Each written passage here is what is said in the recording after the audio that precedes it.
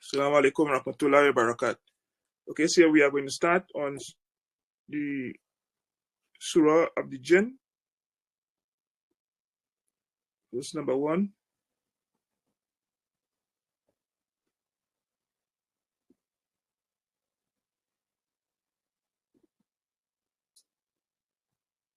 Right, verse number 1.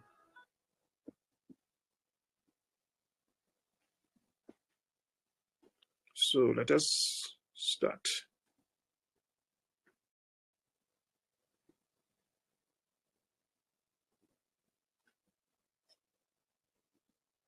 Where's the recitation?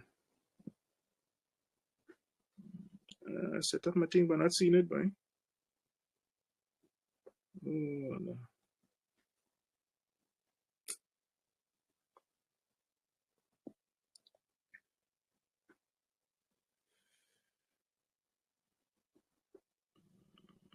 Okay, let's go.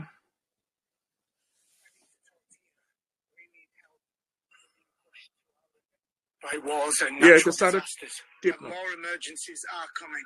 Just من الشيطان الرجيم بسم الله الرحمن الرحيم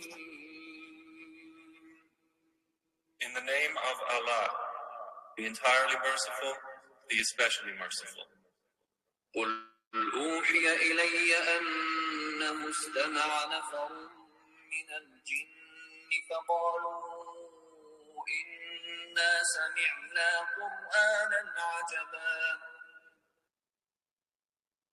Say, O Muhammad, it has been revealed to me that a group of the jinn listened and said, indeed, we have heard an amazing Quran. Yahdi. Okay, so Surah Jinn has to do with the affairs of the, what we call the unseen. Okay, in Surah Nuh, we had a lot of references to the creation, the magnificence of the creation, how intricate the creation is, the stars, the moon, the earth, and all these different things. And in that surah, Allah is pointing out to us, look how great these things are. Yet people look for miracles. And the miracles of creation are right in front of us. But we don't pay attention to it, So those things are miracles in themselves. Now we go into another theme in Iman, which is the unseen, which has to do with the jinns. Right? We believe in angels, we believe in jinns. And it is revealed in Mecca, and there are 28 verses. And Allah starts, Qul. Okay, now a lot of Christians get confused. And a lot of Orientalists, as those people who study Islam to disprove Islam. They say that some of these stories were taken from somewhere else, and the Prophet, okay, like the quote of Jesus, Moses, Noah, may Allah have peace and blessings be upon all of them, because they are mentioned in the Quran, that the Quran copied those things. No, the Quran didn't copy those things. Allah is recounting the history of those things. He's saying, remember so and so, and tell them so and so, right? So Allah is, the Prophet is not, taken from one book to another, right? Allah is telling him, remember when so and so happened to Moses, right? So you can go and check in the other scripture and you'll see what Allah is referring to. But Allah to take out one or two lessons from the life of those prophets, right? So in this one now, we have something that occurred in the life of the Prophet himself. Okay? And Allah said to him, Qul, O Muhammad, so Allah is talking to Muhammad, that he shall say this to the people, mankind. Uhiya ilayya. Uhiya ilayya. That it has been revealed to me. I have gotten in Revelation. Okay, it has been revealed to me. Okay, now the people that the people that the Prophet Sallallahu Alaihi Wasallam was with, they were not seeing what was happening. They were seeing just the gesture of the Prophet Muhammad Sallallahu Alaihi Wasallam, and like if you're talking to somebody, but they did not see with their eyes, the jinns.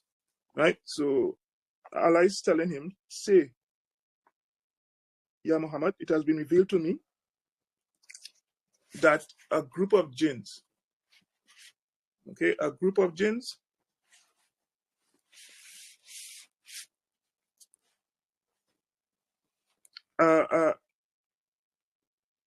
it was revealed to him by revelation from Allah Ta'ala that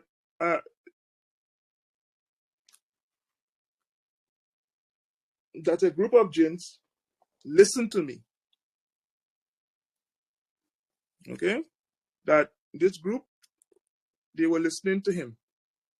They were listening to his Quranic recitation because he had stopped to pray. Okay? They were on their way to the fear of Ukaz, like we mentioned last night, and he had stopped to pray Fajr. And Allah is telling Allah is telling the people around Muhammad Sallallahu Alaihi Wasallam, through Muhammad, okay,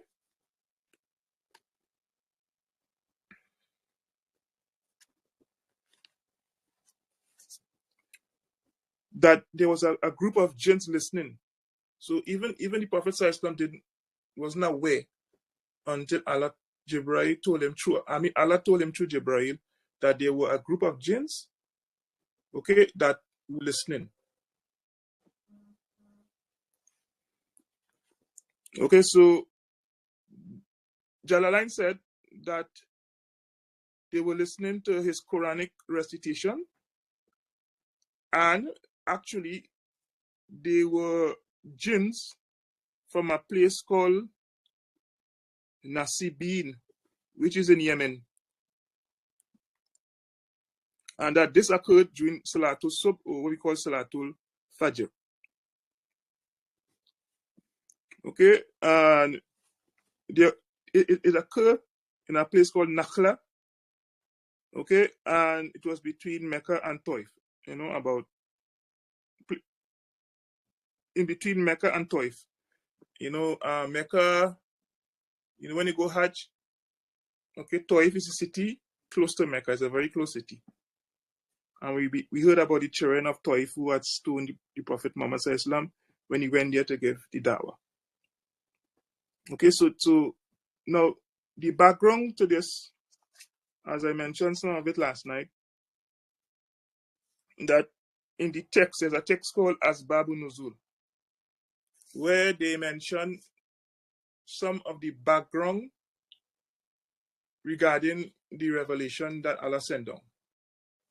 Okay, it's called Asbabun Nuzul, the reasons for revelation. And it is said that in a narration from Bukhari and Tirmizi, and other than two of them, from Ibn Abbas.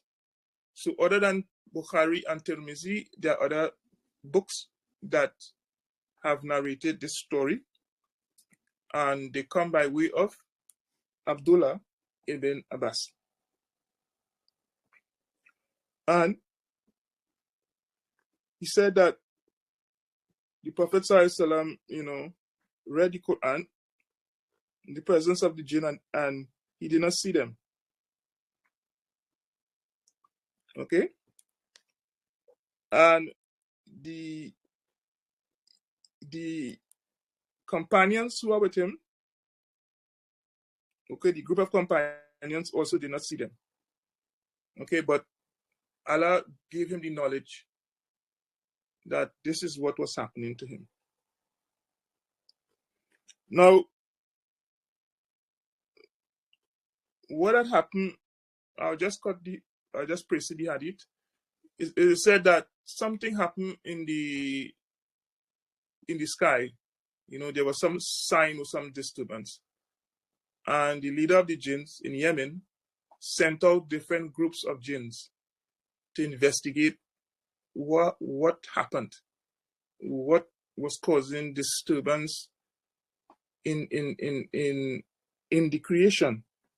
So different jinns went out to different places. And this company of jinn that Allah is speaking about, they are the company of jinns who encountered the Prophet Muhammad Sallallahu Alaihi Wasallam. So it was like a scouting party. They went out to determine something was going on spiritual, and they went out to determine what was it that was happening. And they bounce up, or they encounter the Prophet Sallallahu Alaihi Wasallam praying the Quran. Now it is also said by Sahal, I don't know how strong this hadith is, this story is. It said that one of the companions later on in his life, he stumbled upon a cave, and he saw a huge man praying. And the man turned out to be a jinn, and the man told him that he had existed since the time of Isa alayhi salam, the Prophet Isa, and during the time of the Prophet Muhammad sallallahu alaihi wasallam. And he was one of those people, one of the jinns who was in that group of scouts who met the Prophet sallallahu alaihi wasallam mentioned in this surah. And he said that he had believed in Isa and he had believed in Muhammad sallallahu alaihi wasallam. So before the coming of the Prophet Muhammad, he followed Isa.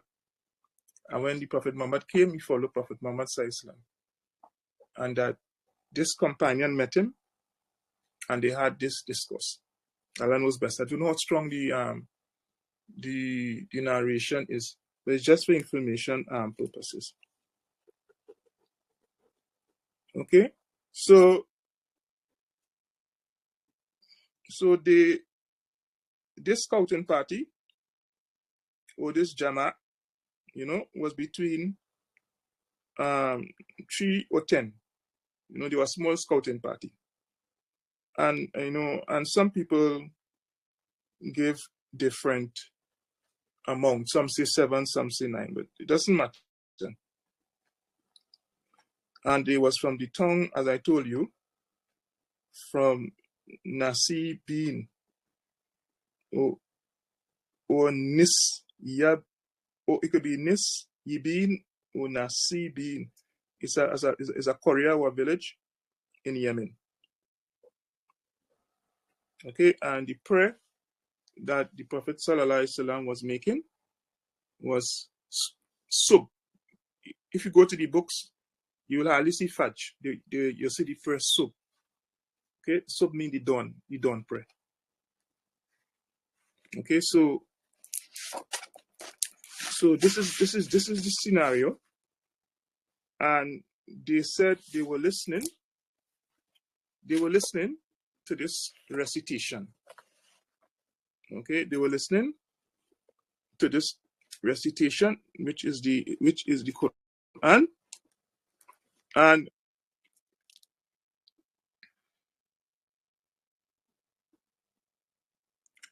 and they said that we heard,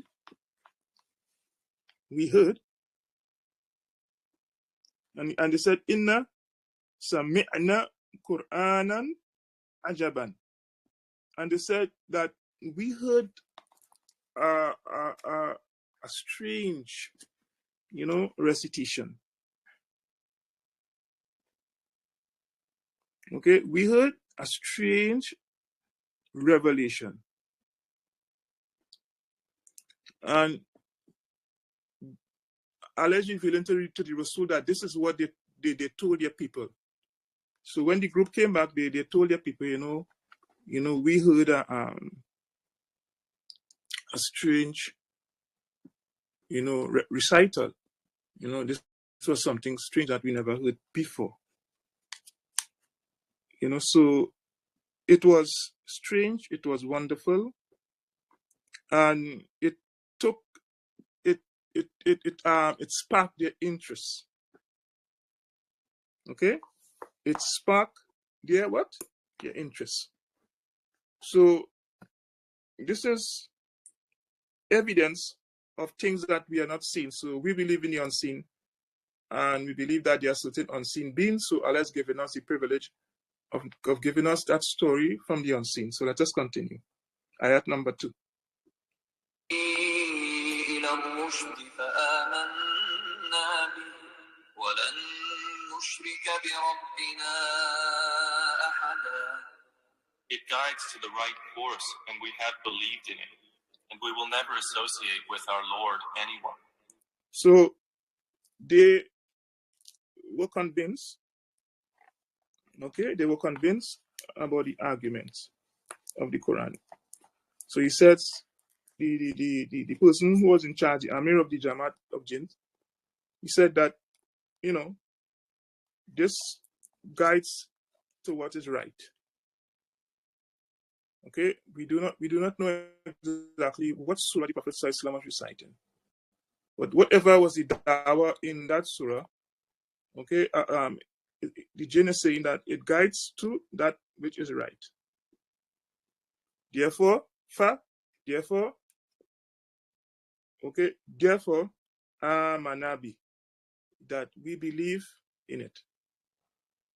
So the dawah of the Quran, the recitation and the power coming from the recitation of the Prophet Muhammad Sallallahu Alaihi Wasallam impacted the jinns, the inner portions of the jinns.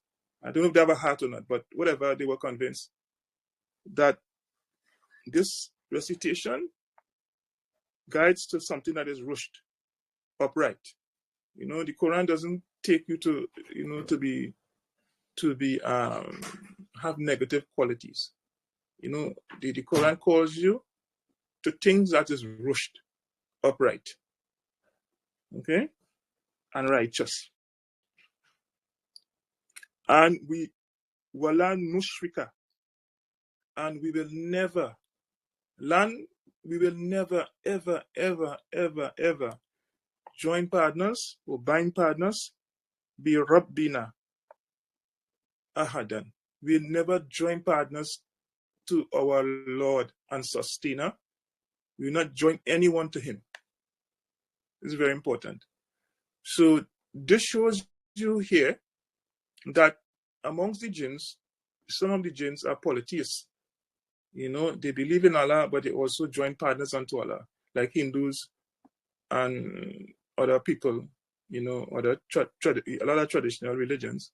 They combine partners with Allah. As I told you yesterday, they believe God is so far away, and that we have to access God through these intermediaries, you know. And Christianity have a similar belief, but they have one intermediary, which is Jesus, and they say that we have to access Allah through Jesus. So, and that is why Christianity was able to spread so quick in Africa and in other places, because it was a similar belief.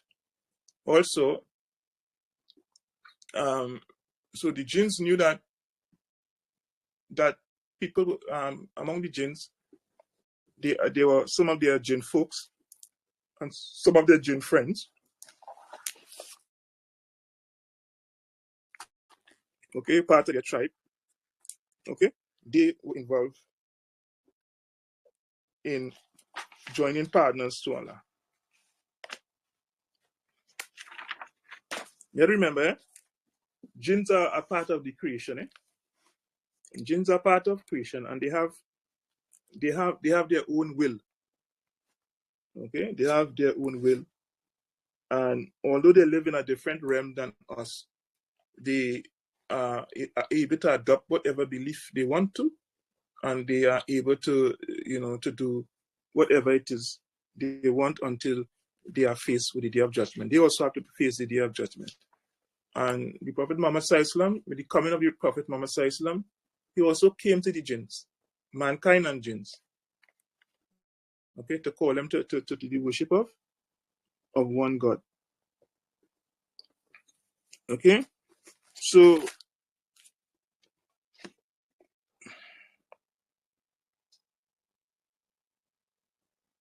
So Jalalain said that when they say it guides to that which is rush, as I told you, rush is righteousness, uprightness. It is also iman.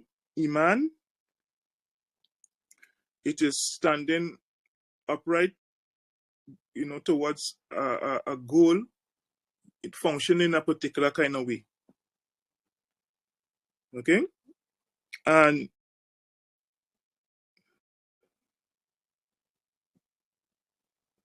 he said that, Jalalain said that this narration from the jinn that Allah is revealing to the Prophet Muhammad an event that the Prophet Muhammad was not there when the jinn was reporting to his senior, right? But Allah is telling Muhammad what is going on, and he said this happened the day after this event, okay, in the jinn world, and Allah was just informing the Prophet about the event. And he said that they will not join partners, okay, with Allah. They want to put anyone as a partner to Allah, which is one of the gravest sins, even in the Old Testament. Okay, the children of Israel, they were forbidden, like us, to join partners unto Allah subhanahu wa ta'ala. Okay, let's continue.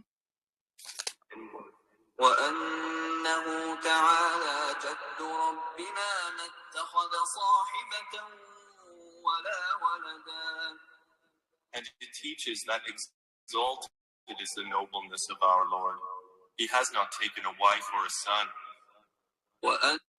Okay, so the jinn is continuing.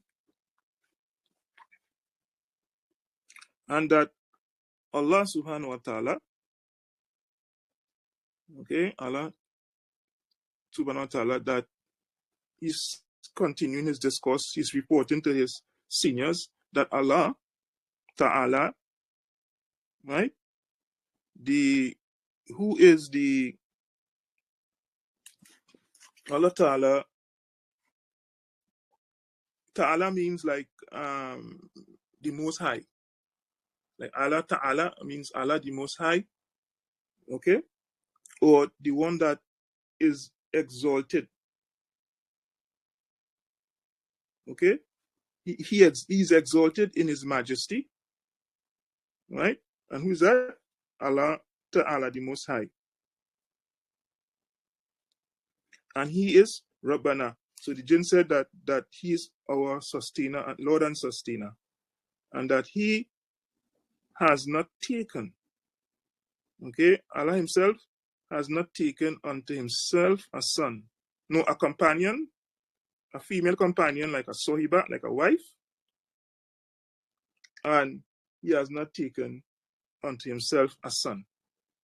Okay, this is very important, because some of the Arabs believe Allah had daughters or sons, or Allah had wife.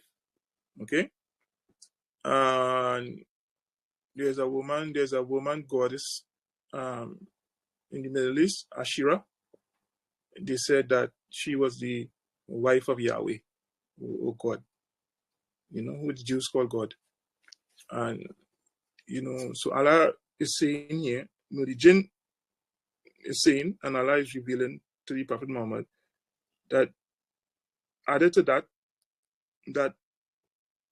Allah is Ta'ala. He's high above human things that human needs. Okay, like I tell people that when you say God cannot do everything, right? What do I mean by that? Allah cannot stop being Allah.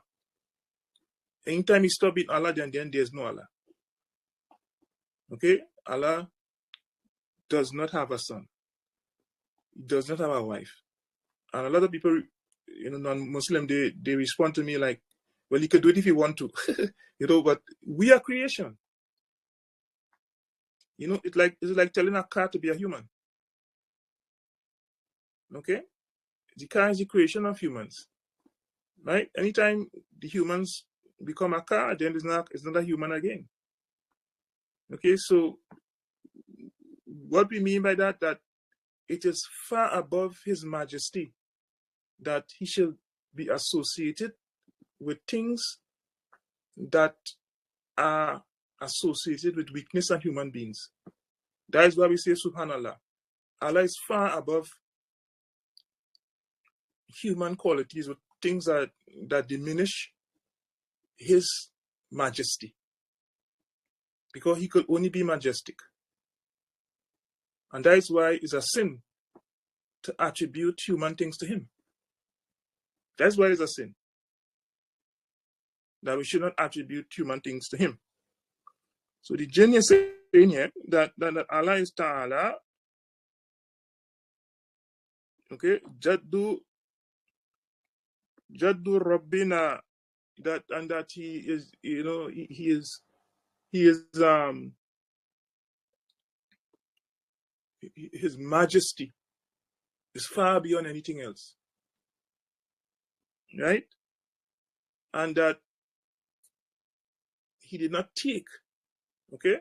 So they say, okay, the Most High cannot be a man, he cannot be this, he cannot be that. But if he want, he could take. But the jinn is saying here, which is part of Iman for us too, that Allah did not take a son. Because the Christians say that when John the Baptist was baptizing Jesus, a voice, they saw the Spirit descending like a dove, so which means Allah manifests like a dove, coming down, and they heard a voice saying, "This is my son in whom I am well pleased." Right? Say, "This is my son whom I am well pleased." So in that instance there, they say he took himself a son. So they said that he was the only begotten son. I know what the word begotten means. That your child is begotten. They come from you. So how come Jesus come from Allah? What kind of it's have a sexual connotation, begotten. Of course, they would tell you spiritual, right? So, but the Jews used to use this term "son of God" for angels, for righteous people, And Allah said in another part of the Quran, they use that because they copy the people of old. Used to say that, and they copy it. But Allah is not like that. Okay, so Allah says that, so he said that Allah has neither taken, he has not taken to himself a son. And most of all, he hasn't taken to himself a wife.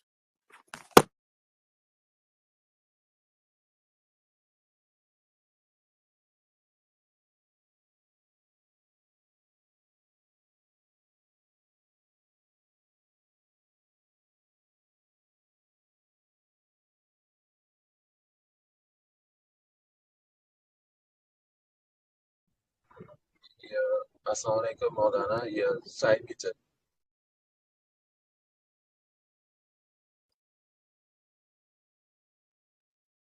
Yeah, what I was saying, like, he doesn't need no wife and he doesn't need no son, because he just has no need for those things. Because he by himself, the whole of creation live off of him. The whole of creation exists because of Allah subhanahu wa ta'ala. So this is the dawah the jinn was giving his leader, or is the person in charge of him. And we continue.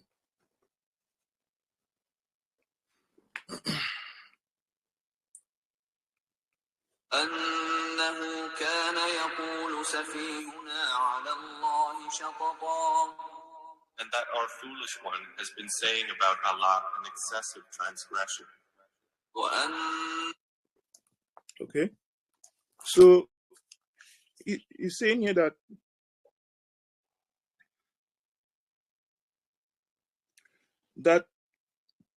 the Safi, the foolish one. So people who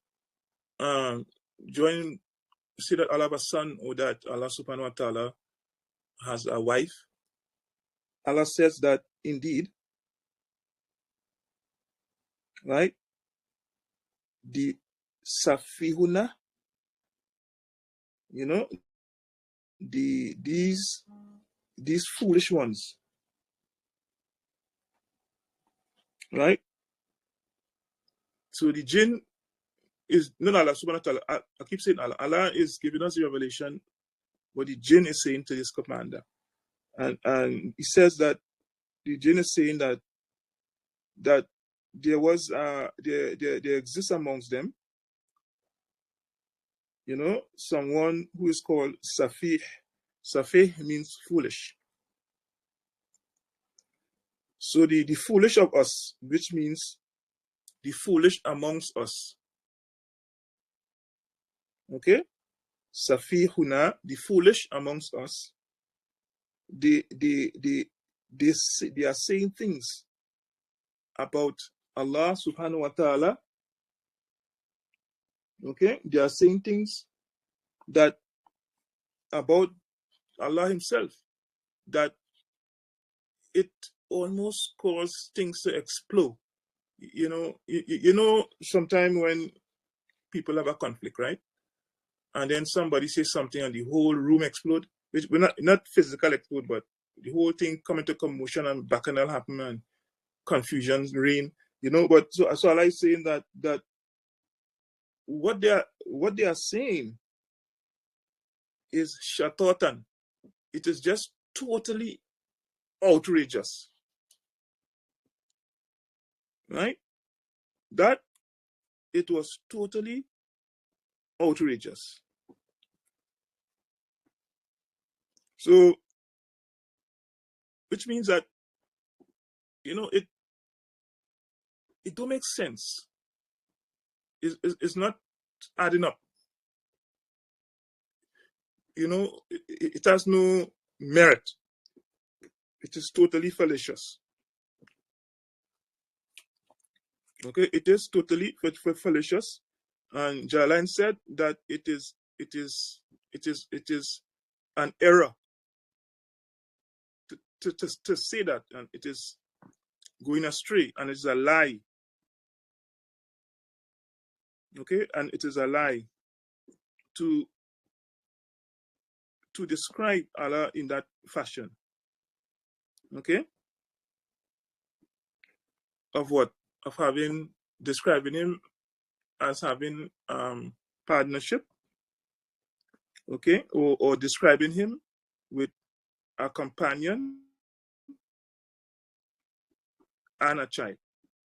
So, you know, it is totally outrageous. And the jinn told the commander that there was a people or one particular jinn amongst them who used to say that Allah has a son, a wife and a son. So this is evidence for us that among the jinns, some of them are Christians. The other parts in the Quran that confirms it, but this is another confirmation. There are some are Christians, some are Hindus, you know, all the different groups and beliefs and background that we have as human beings can also be found among the jinns. Okay, can also be found among the jinns. So it is a huge going astray. It is a ghalu, a huge ghalu, you know, is a total going astray. You know, and that is something that we should never ever say or take part in when it comes to Allah subhanahu wa ta'ala. You know, we have to guard our tawheed. You know, the tawheed is the oneness of Allah. Okay, let's continue.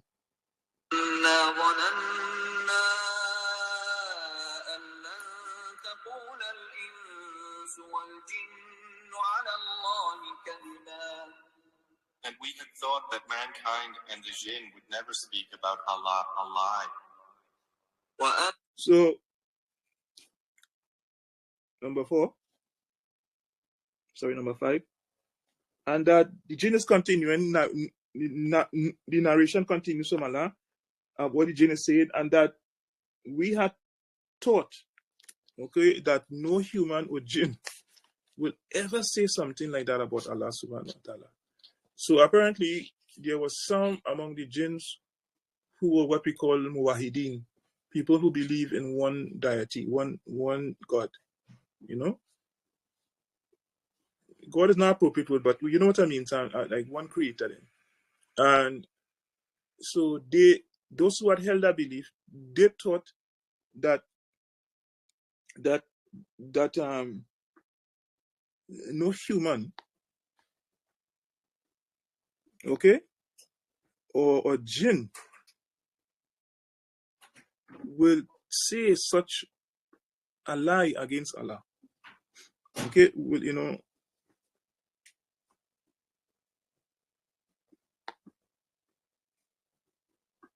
so to them, that how outrageous it was to those jinns who believe in one deity. You know, how come somebody could say that about Allah? You know, it's just outrageous. How can a jinn or a human say these things? Right? So he's reiterating really that what they are saying is a kadhiban. Okay? Is a kadhiban. It's a lie. It's a lie about Allah subhanahu wa ta'ala.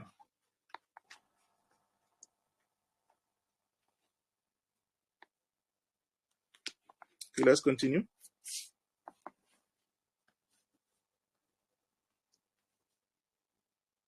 Now, all the things that the jinn is saying here is part of our belief. Eh?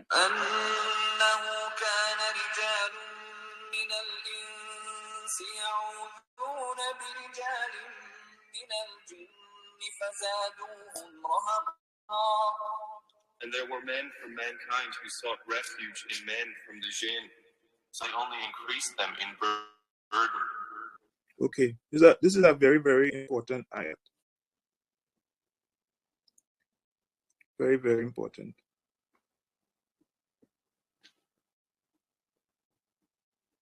That indeed there were kana rijalun, that there were men. Rijal means two legs, like, you know, to be a man, right? Or like a human being, right? Rijal minal ins, from mankind, and Rijal minal jinn. So we know that jinn also have gender. They have male and a female. Okay? Because they have children. So although Allah didn't mention the female here, but we know jinns have children. You know, so among the jinn, they are gender, male, and they are females. And that from among these two communities, okay,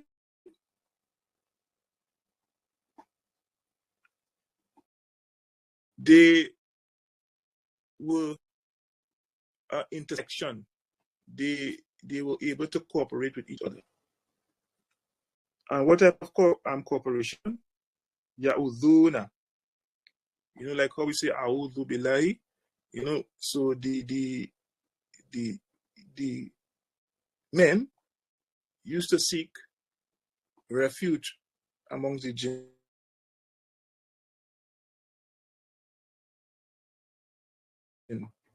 Okay, so they engage the jinn in protecting them. They engage with the jinns to do things for them. Okay, so Allah is showing us here that although the two communities live separate in two different zones, okay, there are some crossover between jinn and man and man and jinn. You know, where they used to aid each other. Okay, they used to aid each other. Okay, and so this is where we get the Obia men, we get the occultists, we get the sorcerers, we get the magicians. Okay, because those are the people who cross over. Okay, those are the people who cross over, and that the people who did that, both among the jinns and the mankind, were in error. They were in dolala. Okay, And it only, not only were they in Dalala, the going astray, okay, or the destructive results kept increasing. Okay, so that way you see people who access these powers, you might see them rich for a time, they flourish, and then after that they start to deteriorate, and then nothing remains of the wealth they had. Okay, and they start to deteriorate in person, or the circumstances, or the family, or everything around them. It could end up worse than before. So it only increased them, in going astray even further. Okay. Now, the physical instances of this is that when the Arabs traveling and they enter certain valleys, okay, which they knew from from those who traveled that there's a jinn that controlled this valley, and they used to seek protection from the jinn in going through that valley from other jinns or from other creatures like lions and leopards and fox and snakes and things like that to protect them when they travel. Okay, and it's the same thing we see amongst, like, for example, in Africa as it's our closest thing, and India also. There are villages that a couple of jinns control, and in those villages they appoint one family from amongst the people to be the kings, and they give this family riches and whatever, and in return for that these people have to do annual sacrifice. Sometimes it might be even human sacrifice, but since the coming of the British and the Federal Republic, they stopped doing human sacrifice, at least openly. But I heard it's still done. Okay, they have to do sacrifice, either animal or humans, and there are certain taboos. Certain days they can't do certain things, certain days they can't eat certain things, and things like that. And they just describe it as the god of the land.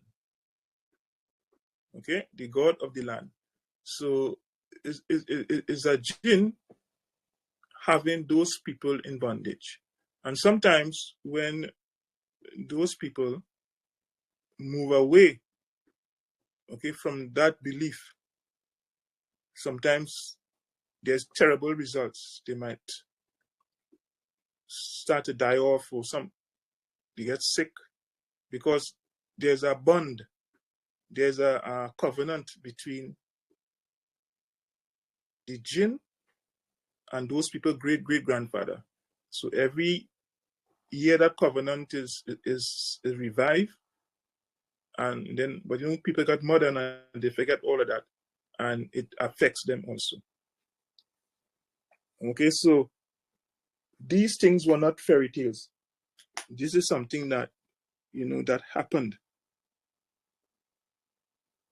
Okay, and they used to say "A'udhu bisaid hadal makan," that I seek refuge from the Lord, or the person in charge of this place, and sharri, from every, we say "A'udhu billahi min shaitanir rajim, a'udhu bika min sharri."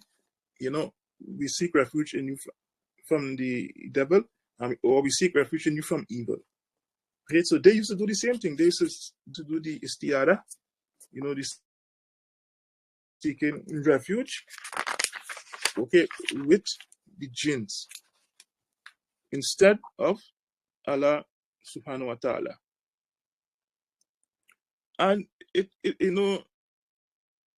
by doing that, it had very negative consequences. And these consequences were of a nature that they increased. So every time they do that, it gets worse. The backlash. So they became like what we call tagut. You know, it's described by Jalalain as tagut is somebody who go far away from the what is right. Okay, they go beyond the bounds. So people who involve themselves in these things, okay, they go way beyond the bounds. You know, they might involve themselves in bestiality, homosexuality, right? Eating feces, drinking blood. You know, they just go way out,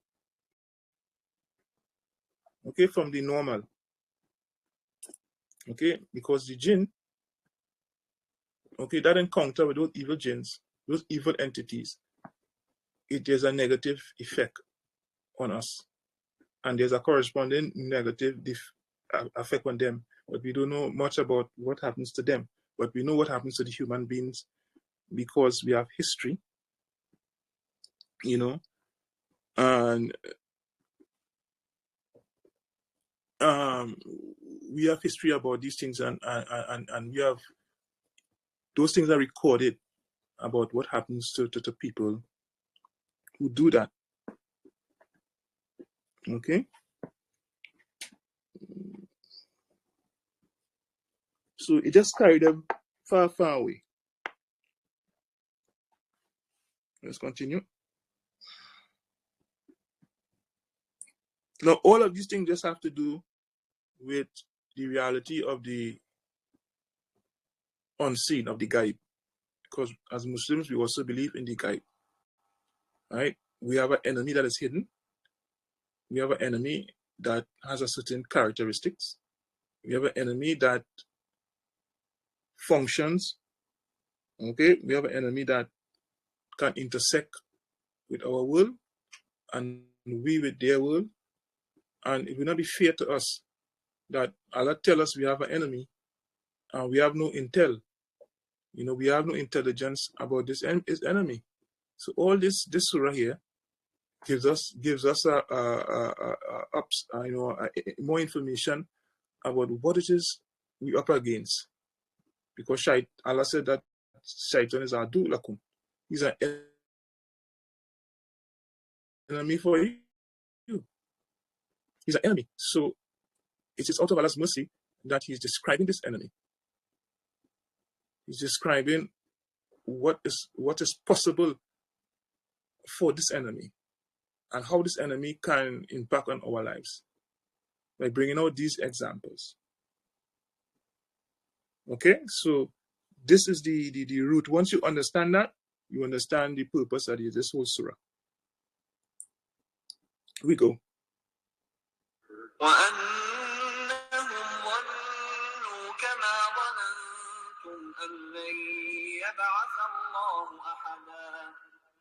And they had thought, as you thought, that Allah would never send anyone as a messenger. Yes, so among the jinns and the mankind, they used to think that Allah will not become involved with their lives as human beings, you know, and that Allah will not send a messenger. You know, and you know, a lot of people, when they oppose you, they say, well, why God didn't come and do this? Why God didn't come and do that? You know, they live in doubt that Allah really has no impact on their life and that we are just being foolish in believing in those things. But somewhere inside them, they feel that Allah should have done that. But they say it in a way of disbelief. Okay, so this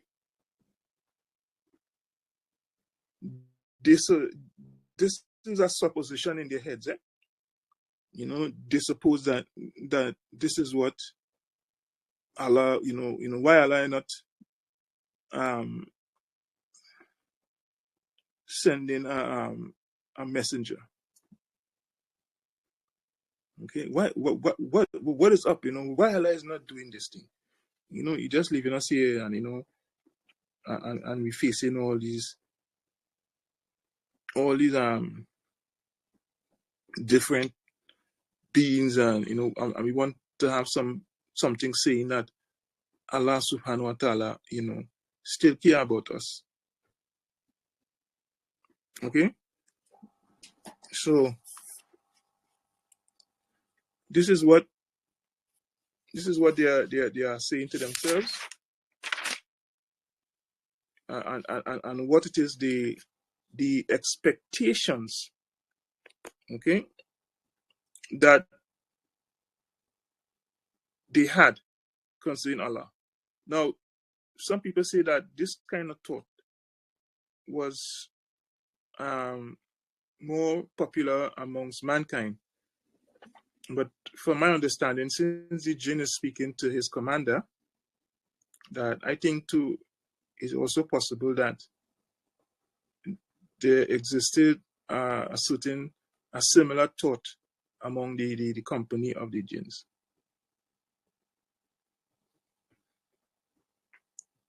That Allah will not raise, somebody who will be a messenger. So it's possible that he was addressing that notion among the people of the jinns also. Let's go.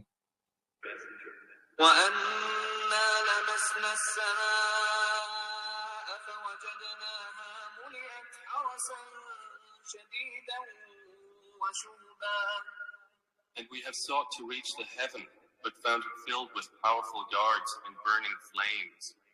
Okay, and this is why I believe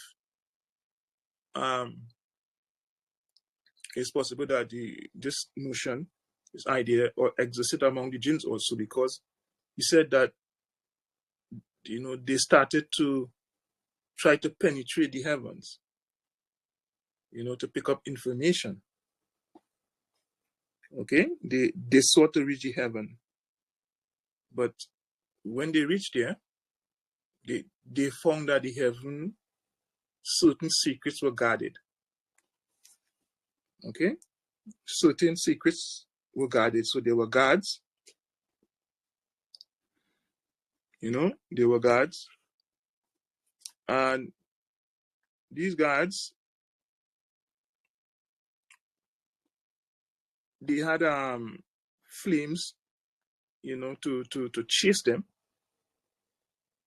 So, in seeking guidance for themselves, okay, this is what they did. And if you look at history, right, it's the same thing men did in trying to find answers to why we are here, what's our purpose in life.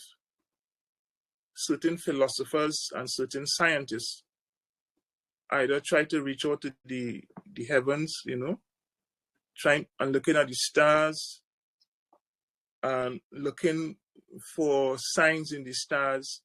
If you're born under a particular star, okay, you have this type of characteristics, and you are this type of person, and you suffer from this type of diseases and sicknesses, and they try to get information. Now, sometimes I have found that sometimes sometimes the information is true, because sometimes I meet some people born on the same time and they have similar characteristics, similar attitudes, everything, right? So it's possible that they found something, but the total thing is not true, right? You gotta remember, they're trying to snatch things and they're trying to understand things. So that is why the sorcerers, they use all these heavenly magic, to get to the stars and to access the forces that live in the sky, to get information about the future, right? But the information they get is always in parts. because they are chaste and because the information is guarded. So apparently, Allah said that He has decreed, right? So this decree is somewhere in the creation, somewhere in a different zone, and perhaps the jinn have found a way where they can access that information. Okay, so we're not thinking our abilities or lack of abilities. We're talking about the jinns. Because they say they sought the heavens, right? Because they were looking for guidance. Since they are saying, look, Allah, like He is a messenger among us, so let us go and find out for ourselves. And the same thing mankind has done. It's the same thing mankind has done with the Hubble telescope. He wants to see what's in the heavens. He wants to see if there's a God, if there's a pattern, if there's a structure to the universe, if there are other people living out there. So it's the same desire. Okay, because they rejected any messengers from Allah. Okay, they rejected any messenger from Allah, and instead they seek answers from powerful entities that live on the earth, or entities that live in the heavens, or entities that live in the different zones that we live in. Okay, so because they had this notion that like Allah sent a messenger to us, so they decide to go and find out for themselves. And they found guards, which are the Malaika, the angelic beings, and they found flames that were powerful. And these flames of fire, okay, chased them. Okay, so what happened according to some of the narrations is that with the coming of the Prophet Muhammad Sallallahu, okay, certain elements in the creation changed. Okay, like something happened, and that is why they sent out these group to find out what it is, what event that has happened on Earth or in existence that caused a change or something different happening in the heavens. So they had no more access. Okay, with the coming of the Prophet Muhammad Sallallahu, they had less access. Okay, some of it was cut off. Okay, so that's why when jinns, when they go by the Obeah man and thing, a lot of times they get information from you, because remember, every one of us have a jinn. It's called a Corrine, a companion. We have a companion. We're not possessed, but everybody have a Corrine, an angel. And we have angels that write our deeds. And we have a Corrine among the jinn. And the Prophet said, they asked him, even you, Rasulullah Islam? He said, yes, even me, but minds have accepted Islam. So we have an adversary with us. And so when you go to the Obeah man, is that Corrine that will tell you Obeah man things about you. And when it comes to the future, they have less information. So so that's why when they talking about the future, they talk in parable, because they were chased. They didn't get all the information. Okay, so we see all these things, all right? We see all these things in order for you to understand that there's a different zone out there and there's a different world out there, and how that affects our world.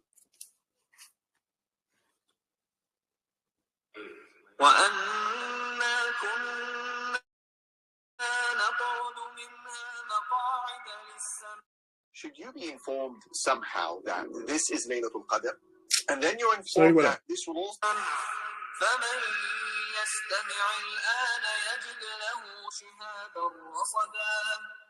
And we used to sit therein in positions for hearing, but whoever listens now will find a burning flame lying in wait for him.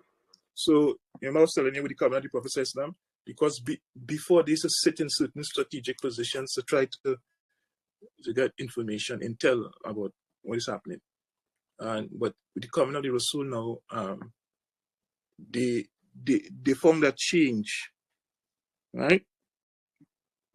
You know, they found people now who, not people, angelic beings in force.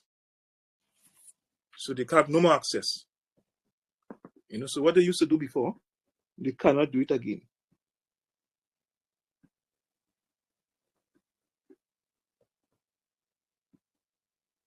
So when they go to these places that they used to go before, they find this flame, which is one of the angelic beings, in protect, chasing them away.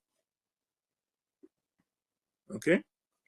Now I don't know if that happens with the coming of every prophet or not, but the indication here is that with the coming of the Prophet Muhammad Sallallahu, this is what occurred. So we'll stop there, inshallah. Okay. So any questions?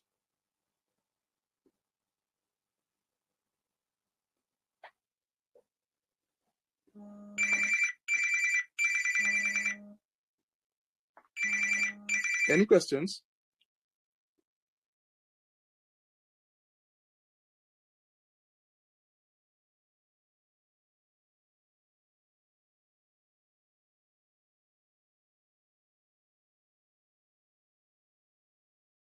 I know you all are busy today, so we'll not take the class too long. So we'll stop here. And any questions?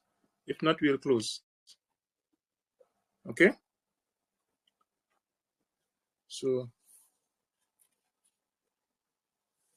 remember, we are on ayat. What ayat? Supposed to be on ayat what now? Ayat 10. So tomorrow we'll start on ayat 10.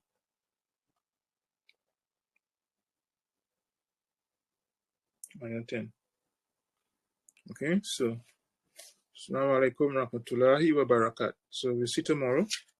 Subhanakallahumma bihamdik. Ashhadu an la ilaha illa ant. Nastaghfiruka wa natubu ilayk. Assalamu alaikum rahmatullahi wa barakat.